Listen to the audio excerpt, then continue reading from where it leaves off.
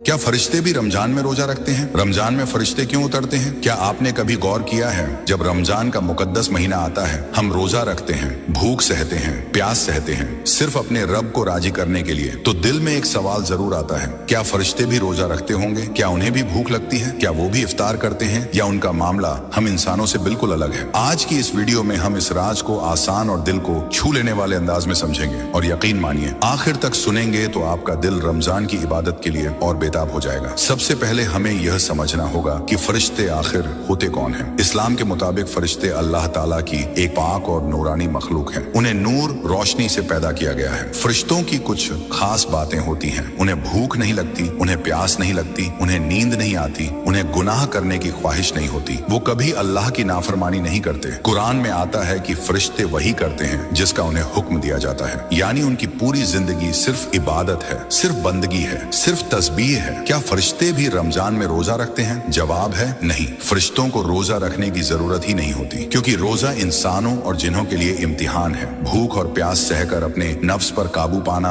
अल्लाह के लिए सब्र करना, यह इंसानों के लिए है। लेकिन फरिश्ते तो वैसे ही हर वक्त इबादत में मशगूल रहते हैं, उन्हें किसी टेस्ट की जरूरत नहीं। लेकिन रमजान में फरिश्ते क्या करते हैं? अब यहाँ सबसे खूबसूरत बात आती है। रमजान में फरिश्ते जमीन पर ज्यादा उतरते हैं। हदीस शरीफ में आता है कि फरिश्ते मस्जिदों में आते हैं, कुरान पढ़ने वालों के पास बैठते हैं, जिक्र करने वालों को घेर लेते हैं, दुआ करने वालों पर आमीन कहते हैं। जरा सोचिए, आप अकेले बैठे कुरान पढ़ रहे हों और आपके आसपास फरिश्ते मौजूद हों, यह कितनी बड़ी सादत है।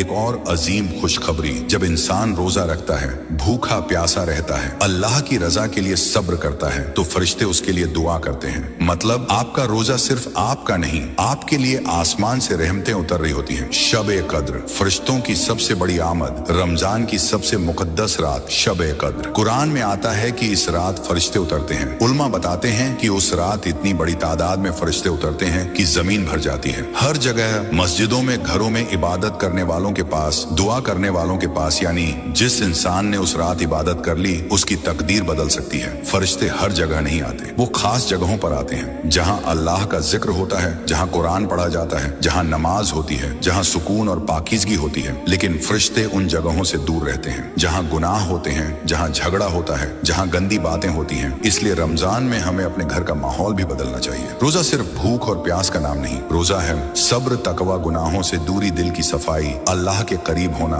अगर इंसान भूखा रहा लेकिन झूठ बोलता रहा, गुस्सा करता रहा, तो रोजे की हकीकत पूरी नहीं हुई। सबसे बड़ी खुशखबरी हदीस में आता है, जो इंसान ईमान और सवाब की नीयत से रमजान के रोजे रखता है, उसके पिछले गुनाह माफ कर दिए जाते हैं।